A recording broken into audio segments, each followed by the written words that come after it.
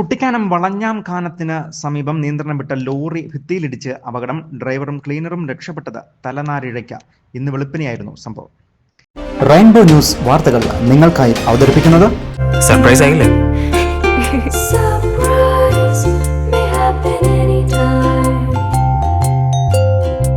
പവിത്ര gold, എന്നും സ്വന്തം.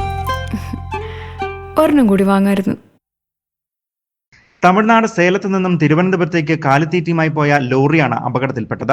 കുട്ടിക്കാനം വളഞ്ഞാംകാനത്തിന് സമീപം എത്തിയപ്പോൾ ലോറി ബ്രേക്ക് ഡൗൺ ആവുകയും നിയന്ത്രണം വിടുകയും ചെയ്തു. തുടർന്ന് ഡ്രൈവറുടെ സമയോചിതമായ ഇടപെടൽ കൊണ്ട് വാഹനം ഭിത്തിയിലിടിച്ച് നിർത്തുകയാണ് ഉണ്ടായത്. ഈ സമയത്ത് ഡ്രൈവറും ക്ലീനറുമാണ് വാഹനത്തിൽ ഉണ്ടായിരുന്നത്. ഇവർ രക്ഷപ്പെട്ടത് അത്ഭുതകരമായാണ്. തുടർന്ന് പുറകെ വരികയായിരുന്ന വാഹനത്തിലുള്ള ആളുകൾ ഇവരെ ആശുപത്രിയിലെത്തിച്ചു. പിന്നീട് പോലീസ് സ്ഥലത്തെത്തി മേൽ നടപടികൾ സ്വീകരിക്കുകയാണ് ഉണ്ടായത്.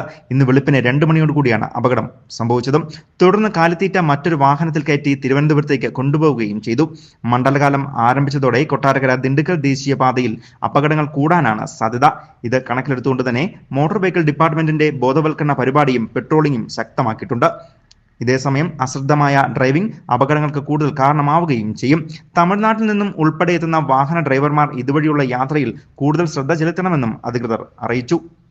News bureau, Peermade.